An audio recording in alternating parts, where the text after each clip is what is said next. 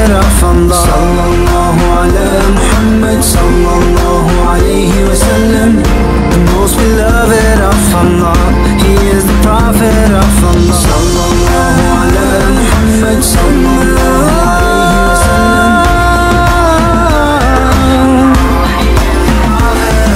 Muhammad ala Muhammad, sallallahu alayhi wa sallam. Muhammad,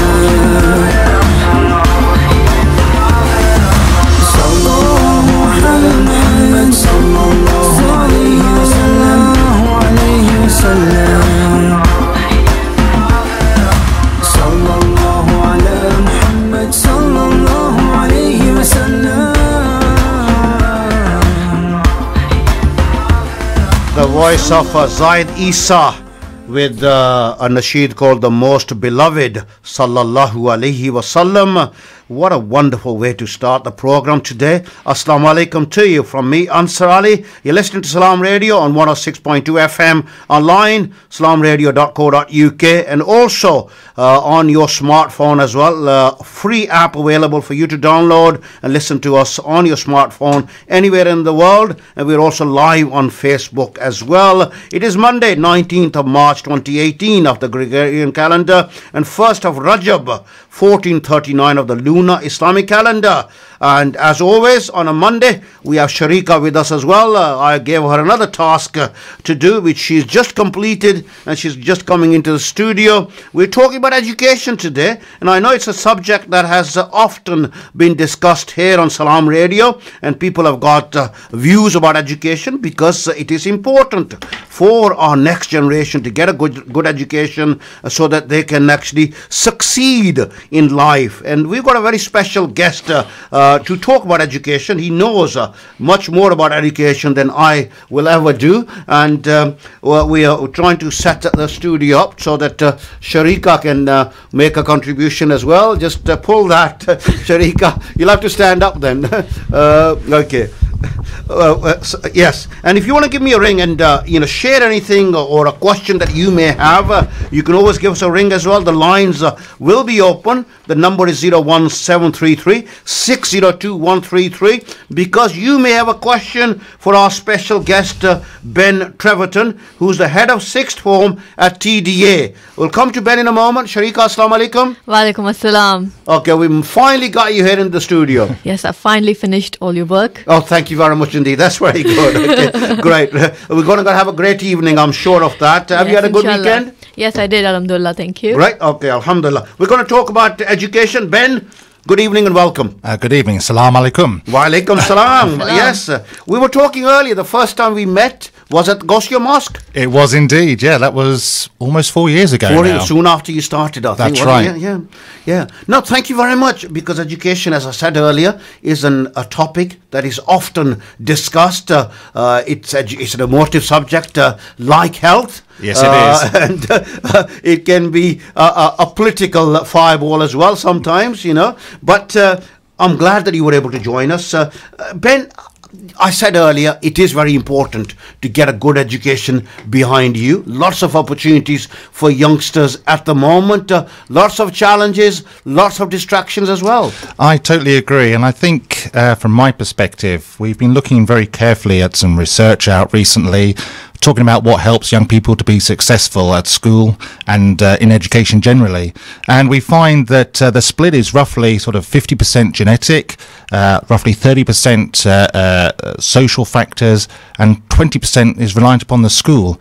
And that might surprise a lot of people, but the reality is that, school can do so much, but an awful lot of it comes from elsewhere too. And we need to work really carefully together to achieve the best outcomes that we can. Okay, and our listeners are from diverse backgrounds who listen to Salaam Radio. Very many of them from the Asian heritage, Pakistani, Indian, Bangladeshi. Of course. And quite often it is said, when we have the statistics, that Bangladeshi and Pakistani children often underachieve.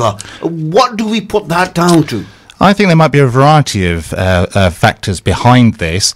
I think sometimes parents may be leaving too much to their own children to do, and perhaps letting them to make some key decisions and perhaps not involving them as much as they might. I think there's an awful lot of occasions when young people are very reliant upon the gift of the gab, talking a good game, talking a great game, but when it comes to it, that the hard work and the understanding, that's rather more difficult, and it's hard for those young people to overcome that, and sometimes meet those parental expectations too. And sometimes parents, sometimes may feel, that may give an excuse that they don't always understand the education system here because their background is from another country. Absolutely. And I firmly believe in the transformative nature of education. I'm so passionate about young people in this area. I could have stayed in my old school in rural North Bedfordshire and life would have been so easy, if you like. But the reality is that I want young people from my school, Peterborough, all young people, to go ahead and succeed. And to a certain extent, there is a notion that you don't know what you don't know. And I think that's what we're trying to do, is to close that gap for parents. It may be that they're sat there feeling a little bit embarrassed or a little bit not sure and don't want to ask what might seem obvious questions. We don't care. It's far, far more important that parents feel empowered, that they've got that knowledge, because let's be frank about it, this is what parents up and down the country are doing. And if we really want to give our young people genuine opportunities right at the end of their education to go on and study at the most competitive universities, the most competitive courses, then we need to help those young people to get there. And if their competition, their parents are doing all these things for them, then why don't we too? Absolutely. Thomas Deacon Academy is a very diverse school, very large intake of Muslim, Pakistani children there as well. Over half our students in the sixth form are of Pakistani origin. So, you can see it's a real large proportion, and there's obviously a larger Muslim population within the sixth form too. So it's critical. We see too often perhaps young people struggling to get themselves into a position where they can be truly competitive. And it's not because they don't have the talent. They do. They can go on and succeed at just about anything they want to do. But there are certain things there which, for some of our young people, are missing. And we need to close that gap. And the only way we can do that is if we work together. And I don't want to come across as preachy. I don't want to come across as evangelical. But I believe in this. And I want our young people to have genuine choice. Absolutely. And you said earlier, Ben, which actually something that I can aspire to as well, something I've done as well, because I moved from the comfort of Peterborough, working here in the local authority, to rural Lincolnshire. And you worked in schools and education. Mine was a different field in local government. You are in education, and you said that life was quite comfortable in rural Bedfordshire. Yes. Then you came to Peterborough at the TDA, head of sixth form as well. Any particular significant challenges that you see when you compare the two schools? Yeah, I think primarily that some of this is socio-economic. I don't want this to be a race or a religion discussion. I think we need to be really careful about that. At the end of the day, we're all individuals. Yeah? Absolutely. But I can give an example. For instance, in my previous school, if I used to do how to support your child in the sixth form evening, early in September or in October, or indeed if I did how to support your child in getting to university, I'd easily have 250, maybe even 300 parents show up. And my experience so far has been that maybe I might get 35 parents come if and that's if I write out a letter and send out stuff in advance.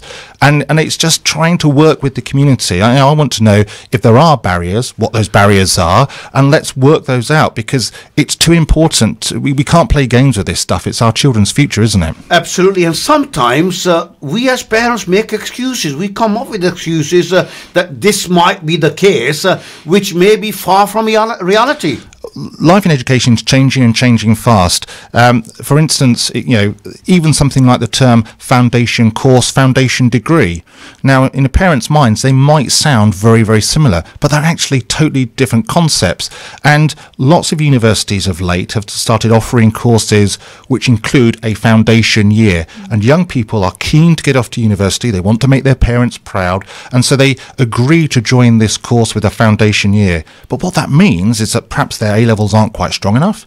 And what it means is they're paying £9,000 worth of fees, living costs for an extra year. And I think it's really important that parents and young people themselves understand the implications. We don't want excessive indebtedness for our young people. We don't want them just jumping on an opportunity just because a university has offered it to them.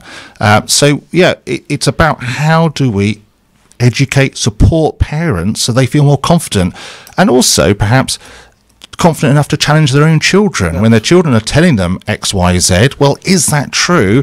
And knowing where to look for the answers and how best to support. And quite often, parents have got very high aspirations for their children. We all want our children to be doctors, dentists, and these, high-level jobs as well. But there are many other opportunities available to young people. There's no lack of aspiration. There is none whatsoever, certainly in terms of intent.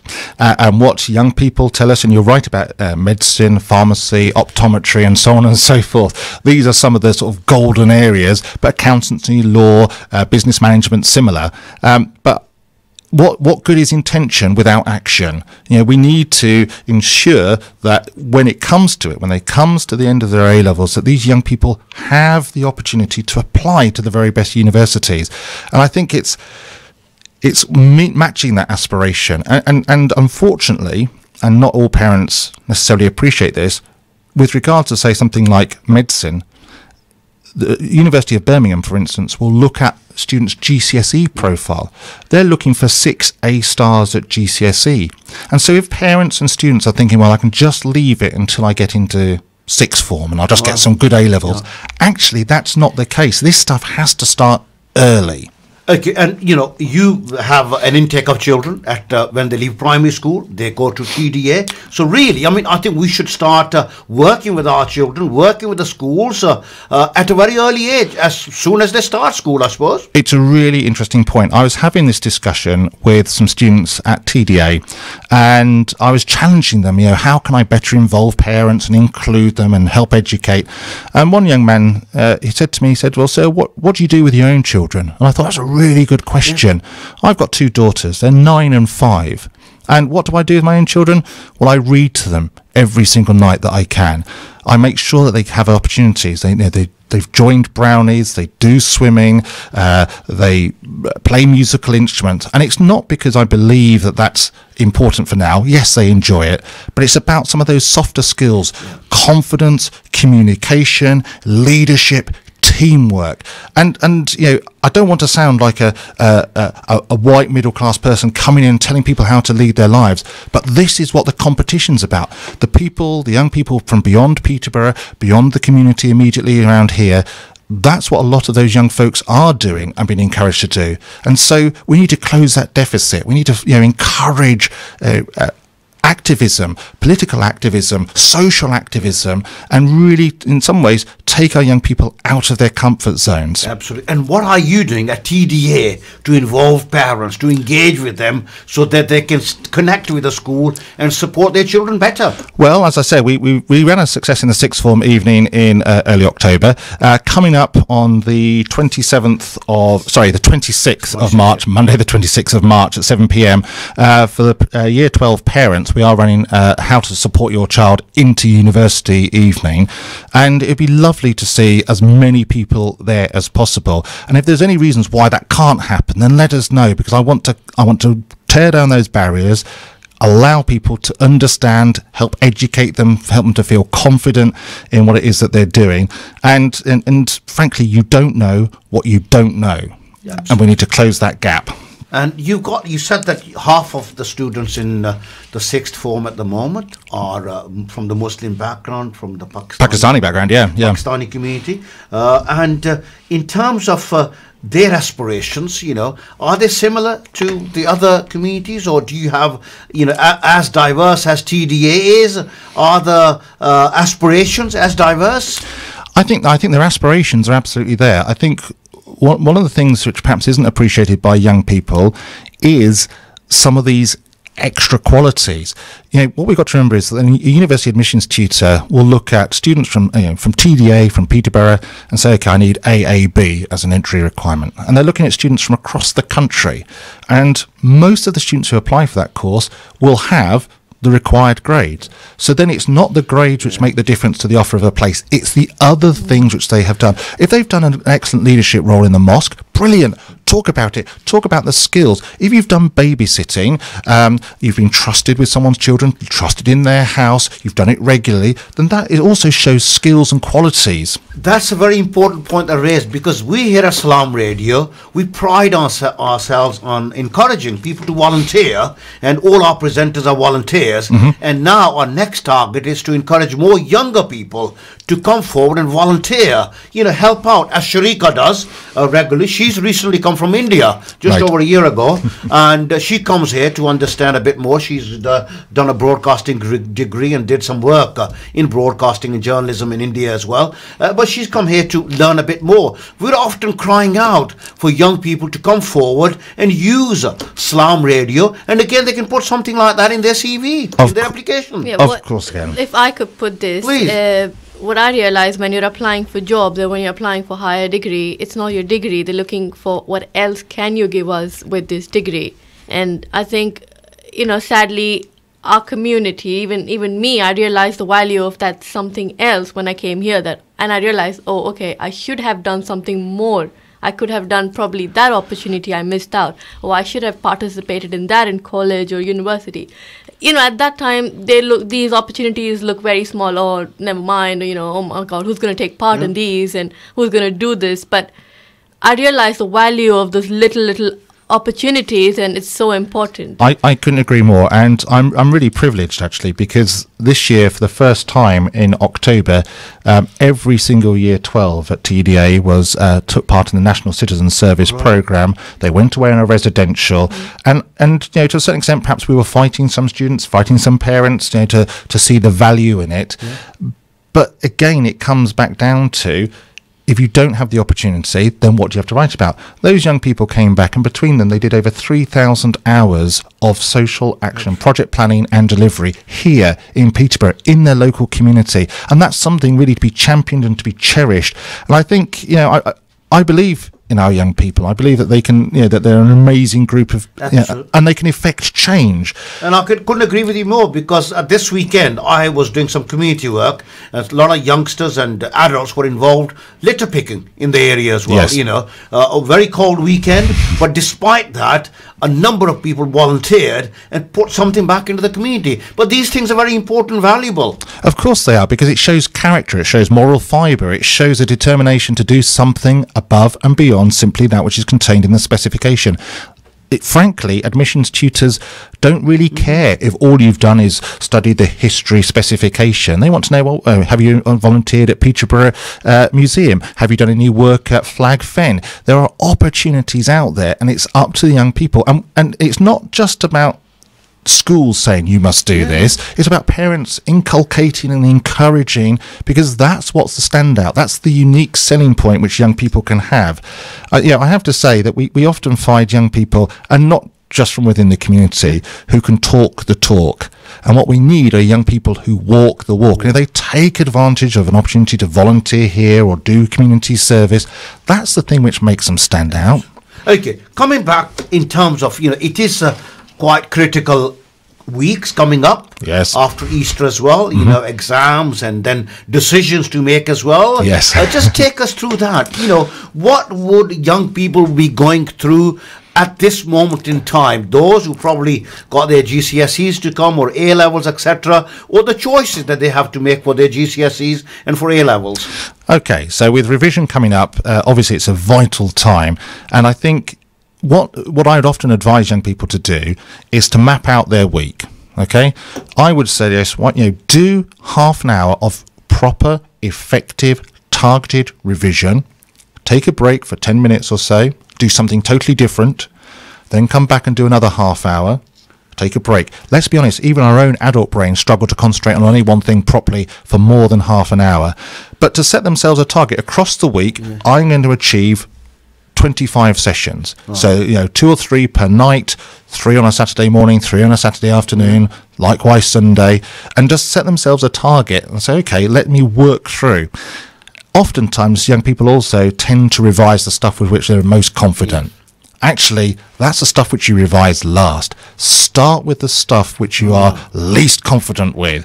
That's the stuff which you need to get your head around. Because more effort on that. Exactly. If it comes up in the exam and you don't know it, then there's nowhere to go. But more importantly, I think sometimes young people just like to, read a textbook or I've seen whole pages highlighted and so on.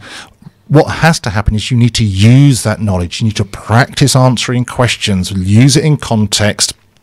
That's the thing which develops the skills.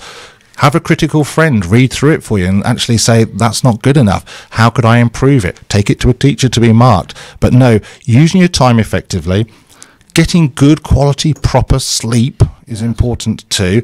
And the psychology of, if you've got it all mapped out and be able to tick off the topics as you go through them, as you understand them, then psychologically you're going to feel very much more positive because you realise, yes, I've got this. Yes, I've nailed it. And so you can see in a planned out fashion, you're getting closer and closer to the date of the exams, and you know for sure you're going to have covered all the topics which you need to learn. So planning is extremely vital in everything that we do, particularly for young people who are looking to take exams. Make sure that you plan your revision as Ben has described here. Ben, just take us through again the open evening that you have for parents, because I'm mindful of the time as well, please. Yeah, no problem at all. It's at TDA, sixth form. It's at 7 p.m, Monday the 26th of March. It's going to be a real focus upon supporting young people into university, understanding the language, understanding the different types of degrees, different types of university courses and campuses which are out there. And then, most importantly, perhaps we're going to look at very closely a personal statement. We're going to unpick it paragraph by paragraph. And by doing so, I hope that parents will understand all the necessary things which students have to do. So it's very important for parents to come along on that evening. Absolutely, absolutely. It will support what we're doing, won't it? And if they can't come on that particular evening, they can always contact you as well? Of course. Okay, TDA, Ben Treverton is the name. And make sure that please you involve yourself in the education of your child, because it is a three-way success route. 50% genetic factors, 30% social factors, and school only plays 20% of the part as well. So please make sure that we help our children achieve the very, very best in their lives. And the schools like TDA are very, very open for parents to contact them and to give them any support that they require. But the important thing is that we support our children to achieve and excel in their education. Ben Treverton, thank you very much indeed for joining us. Thank you very much indeed. You are listening to Salaam Radio with me, Ansar Ali and Sharika. We're going to take a break, and inshallah we'll be back with you after this break. Stay tuned to Salaam Radio after this short ad break. Sadly, millions of orphans living in the poorest countries lack the necessary support for a healthy childhood. These children have to endure lives of hardship without the basic necessities that would help them to grow, to learn, to live. Let's show them that we do care. Let's brighten up their future. Call 0161 225 0225 or visit humanappeal.org.uk. Need a great place to chill out? Look no further than The Lounge for quality food and drinks at a great price. Try our varied menu: pasta, seafood, burgers, grills, salad, soup, rice and sides. Also hot and cold drinks, milkshakes and mocktails. Leave room for our exquisite desserts. The Lounge, 417 Lincoln Road, Peterborough. Call 01733 709 306 to order for delivery. The Lounge, friendly service with a great atmosphere. Need car parts quickly and at a great price? City Auto Parts offer competitive prices, trade accounts and a delivery service in and around Peterborough. For all your parts and accessories requirements, visit City Auto Parts, 30 Fitzwilliam Street, Peterborough, PE1 2RX. Call us on 01733 347711 or visit www.cityautoparts.co.uk. Are you looking for a fun-loving and professional nursery? Then call Bright Bambini Montessori on Peterborough 306565. Teaching EYFS curriculum and Ofsted approved. We also offer Forest School and Arabic. Limited free funded places available. Call 01733 306565 or email info@bbmc.uk. Bright Bambini Montessori.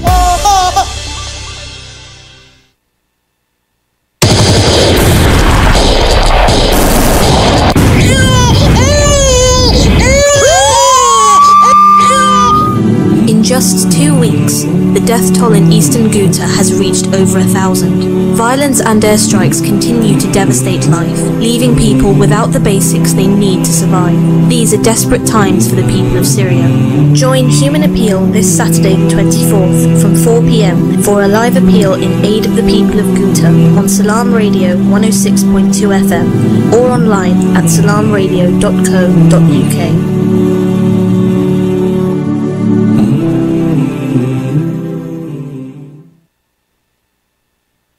On the authority of Abu Sayyid al-Khuzri, may Allah be pleased with him, who said, "The Messenger of Allah, may the peace and blessings of Allah be upon him, said, if anybody amongst you notices something evil, he should correct it with his hands. And if he is unable to do so, he should correct it with his tongue. And if he is unable even to do this, he should at least consider it bad in his heart, for this is the lowest degree of faith." Hazrat Abu Sayyid al-Khudri रज़ी अल्लाह ताला अन्हु से रवायत है कि मैंने रसूलुल्लाह सल्लल्लाहु अलैहि वसल्लम को फरमाते सुना, तुम में जो शख्स किसी बुराई को देखे तो उसे अपने हाथ से रोकने की कोशिश करे। अगर इसकी ताकत नहीं रखता तो जुबान से उसको रोके। अगर उसकी भी ताकत नहीं है तो कम अज कम उसको दिल से बुरा जाने, और ये ईमान का कमजोर तरीन दर्जा है।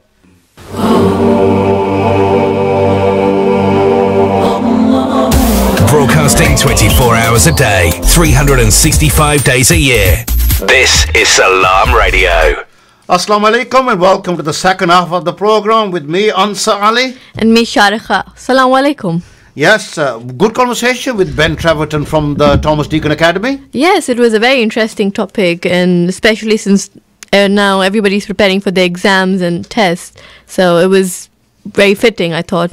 Absolutely, and some useful tips there, you know, I mean, in terms of, you know, how parents can get involved, and, you know, the school has a part to play as well, but it really is a three-way relationship, isn't it? You know, the school, the parents, and the student, him or herself. Yes, I think the student himself or herself has to take the initiative, and parents, they need the support of the parents at that time. It's really crucial, and of course, take whatever the school has to offer. So I think it works together, all three. Absolutely. And we are still taking calls. If you want to contribute and have your say about education, our telephone lines are open, 01733 602 133. Want to hear from you. What is your experience of education? What are your aspirations for your child? Why do you think that so many of our listeners from our communities, particularly Pakistani communities, are a bit laid back, are not able to support our children as well as we should? We don't go to parents' evenings as often as we should. Why do you think? What is holding us back? Why are we not participating more in our child's education? Because at the end of the day, our in terms of greatest asset is our children. The greatest investment is our children. Why are we not taking enough an interest, or are we doing enough? You may have a different view. You may wish to challenge me in what I have said. Quite happy for you to do that. All we need to do is you to give me a call, and we can then discuss that and debate that to encourage people to get involved in their child's education. The number is 01733 602 133. And, when you talked about revision, Sharika, in terms of having a timetable, making sure there's no distractions, really concentrated time, 20 minutes, half an hour, focused. I think even if you study for half an hour, but if you study with your full concentration, that is better than studying for like 2 hours without any concentration. So short, study timetables, if you make of short periods, it's more effective and better results guaranteed. And take a break as well? Yeah, take a break. It's always important to take small breaks and just, unwind and then come back with a fresh mind.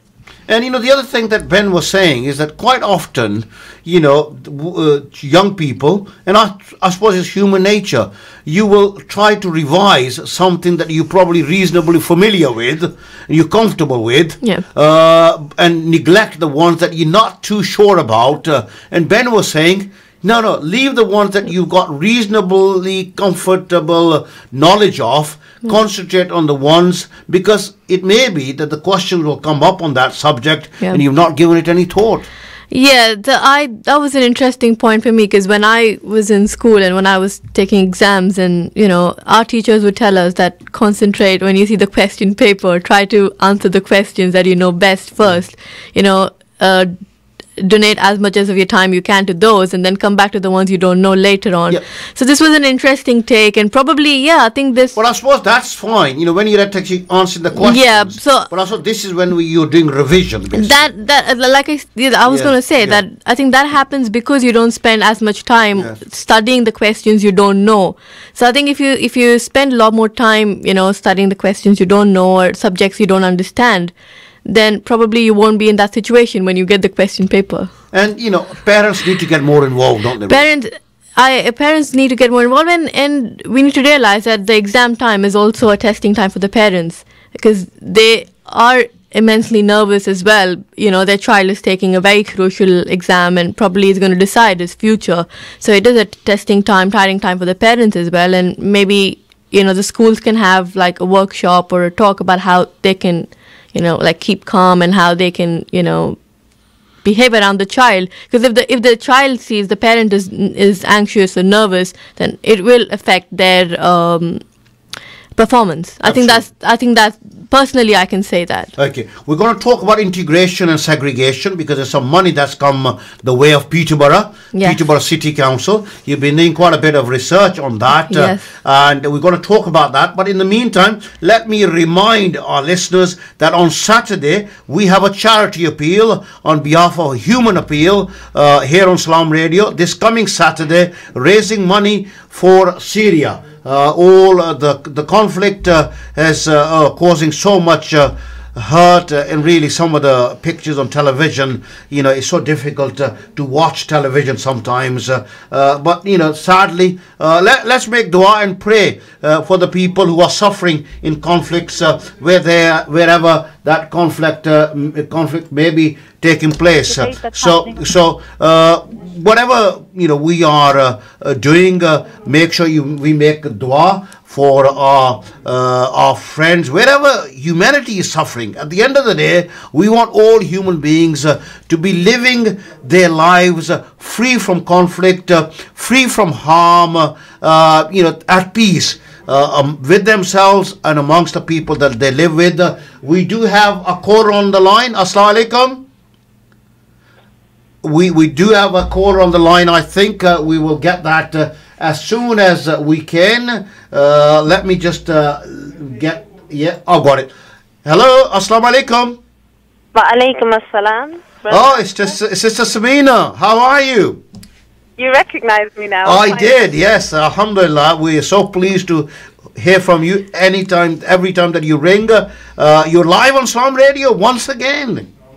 Okay, thank you very much. And I know you've been listening to that interview with Ben Treverton earlier in the program as well. And I know education is something that you have a view about because you got your own children. And I know you talk about in terms of our community that we need to make sure that our parents get involved, our children achieve their best potential. And Yes, in terms of your thoughts and your views, Sister Samina? I only caught the latter half of the interview with Ben, and the points he's made are very, very important. Some of my own personal experiences, I totally agree with Ben that besides academic achievements, what the universities actually look at is the extracurricular activities that young people are involved in.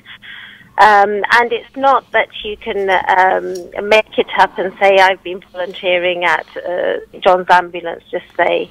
I have 3 children myself who are at university, and parental support is very crucial. And as Ben said, it starts from before the children go to school, really. It starts from when the child is just conscious of what's happening around it.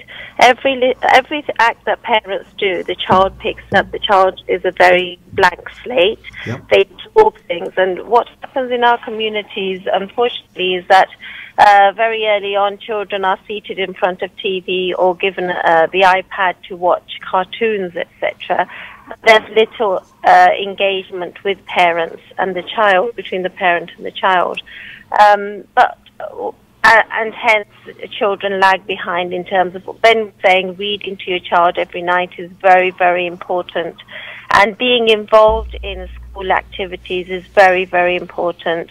And, you know, I know you and I were both involved in some activities over the weekend in the community Sadqa Day yesterday, putting something back in your communities. It was good to see young people involved. And the point that you made earlier, sometimes that making it up that you are volunteering for something, you know, you soon get caught out, basically. You know, I think that I would, you know, sometimes people do that. But when people are interviewing you, you know, they're not that gullible. You will get found out, you know, basically. So the important thing is to put the effort in volunteering, and then put that in your CV and talk about your experience. Well, actually, that's one way of being caught out. But universities actually ask young people to go to the place, say it's in John's Ambulance. They want the letter of recommendation or approval, a proof that this young person has been volunteering here on their letter-headed paper signed by the individuals. So that's how important it is. So if you've lied on an application form and you cannot support it with the supporting evidence, it doesn't hold well with your application. The other thing is, just besides getting onto university courses, within jobs as well, I find that, and research has been said that young people from private schools are given better chance at the CEO jobs than from the public sector, not because of their academic abilities, but because they have exposure to a wide range of activities and can talk about it and engage with professionals on that level. So, and with my children, they've had to not only have do extracurricular activities in their interest, but they have to prove that they're an all-rounder. So you have to have experience in sports, volunteering activities, some kind of skill set to be able to hold a part-time job, because that then tells a lot about the individual, their independence, being able to manage money, financially plan their futures, etc.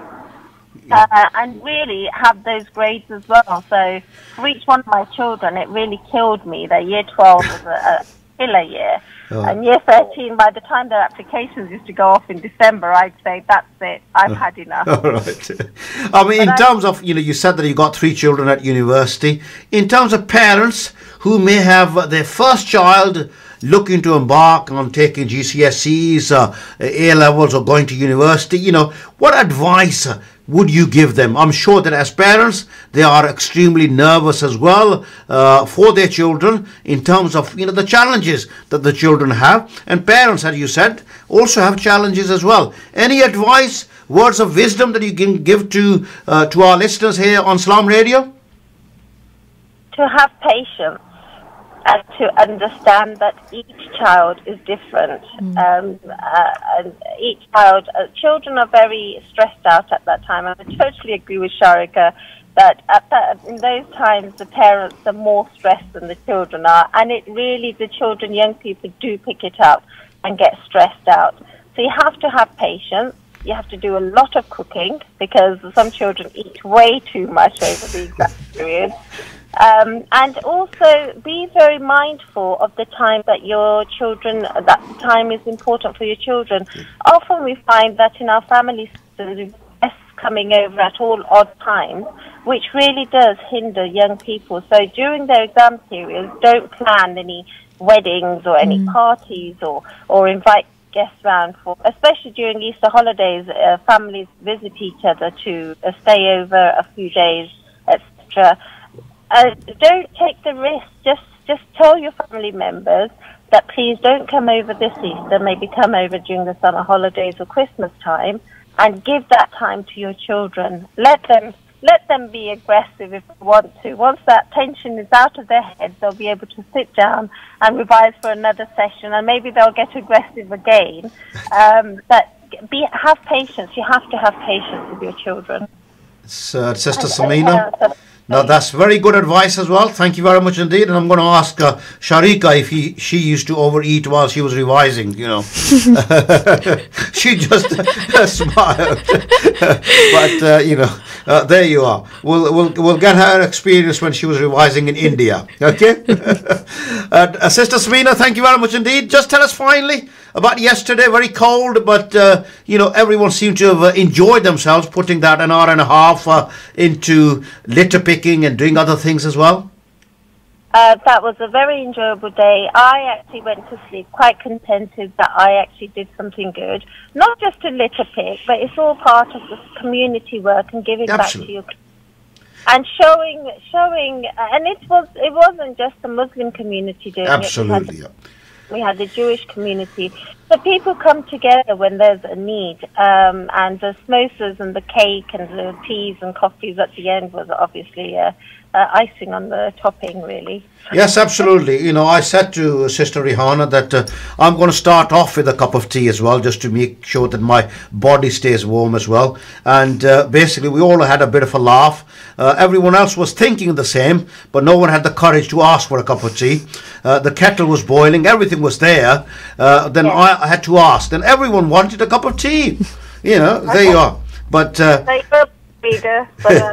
right. Thank you very much. Lovely to talk to you. Keep up the good work. Okay. Allah wa alaikum salam. Okay, that was Sister Samina making her contribution on education. Yes, please do be patient with your children. Give them all the support that they need, and also make sure that you avoid any distractions for your children while they're studying, revising for their exams. And give us a call. The lines are still open, 01733 602 133. I think there is a caller coming through. I thought we had lost this person, but alhamdulillah, they're coming back, and inshallah they'll be put through very shortly. And if you want to give us a call, the number is 01733 602 133. And we have our next caller. Assalamu alaikum. Hi, this is Vinay. Hello. How are you?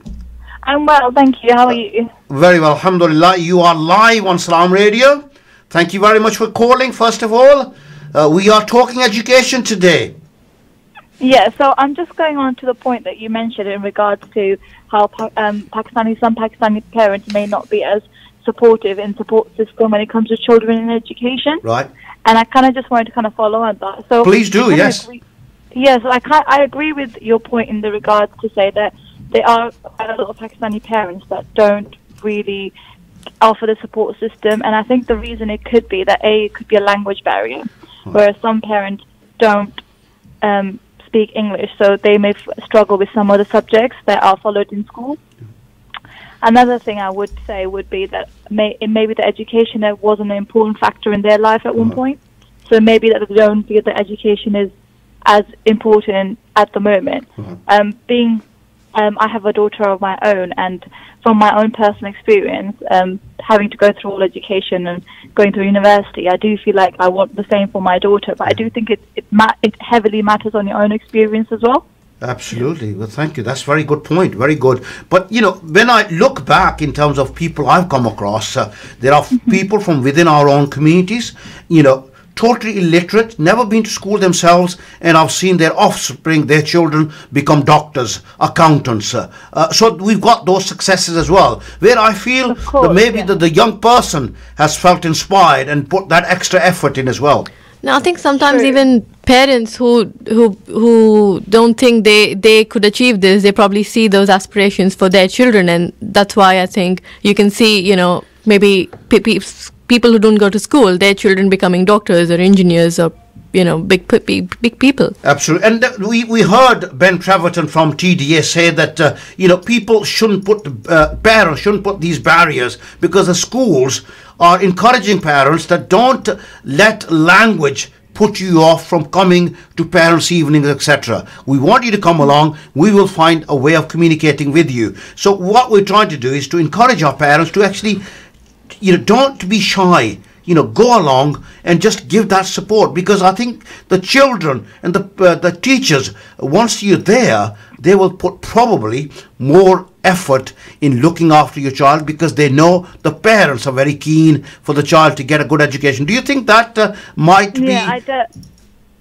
I definitely agree with that. I think that's a really valid point, of course, because if the support is also there from the school, that it will encourage more parents to go and talk to them. And I think it's an also responsibility for the young children to kind of get their parents involved, because it may be that some parents may not feel confident, but if their children get them involved as well, then the parent would want to know more as well, because they feel confident that their child wants them to know about how the education is and wants them to get involved, because there's loads of different activities that happen in school where parents can get involved and be a part of their child's education system and education life. So it is a journey that both a parent and a child goes through together. Thank you. And I definitely think it's very important. Thank you. That's very helpful. And finally, if I may ask, extracurricular activities. Sometimes our young people, and generally in the community, volunteering is something that we shy away from. But it is important for young people to volunteer for a whole range of activities, to have a hobby, and it's important, because then they can talk about their volunteering experiences as well, because that can also count for a young person when they're applying for university places. Yeah, I mean, to be fair, like living in Peterborough myself and experiencing what the activities are involved, because being a young Muslim woman, sometimes we are limited to some of the activities, because the activities which are available in the community are like boxing and wrestling, which you hear about on Salaam Radio quite often. I think there needs to be more activities where women can get involved as well, because at the moment, a lot when you think of sport activities, you think of there's a gender stereotype sometimes where it could be that the male are more encouraged to do such things as female. Yeah. That it could be a cultural barrier as well, which is involved in there. So I think, again, with extracurricular, I can't even say the word. Curriculum activities. I think what it is again, it has to be the individual that wants to do it, because until you kind of want to do it, your parents won't kind of push you to do it. So it works both ways, isn't it? It's like, Absolutely. If you're interested in something, you'll do it. But nowadays, you've got iPads, you've got Xboxes, PlayStation. A lot of things are just technology based. So a lot of people don't want to go and get involved in those activities because we're fixated on those electronic devices as well. So many distractions for young people these days. We need to minimize those. And finally, that's where priority comes in place. Absolutely. And finally, as you said that you're a parent yourself, any advice for parents who are listening to the program, to Salaam Radio at the moment? They may have their child for the first time, looking to decide on GCSE subjects, looking to take their exams, etc. Any words of wisdom from you? My daughter's really young, so she's only 1.5 years old. Oh, forgive me. I can't really give that. I can't give that advice. However, what about from your own experience? Well, my personal experience, I think there wasn't really when I was young, you kind of just went on whim on whatever you thought that you enjoyed, and I think there wasn't as much career guidance from a parent's perspective. It was more like whatever you enjoy, you kind of go for that.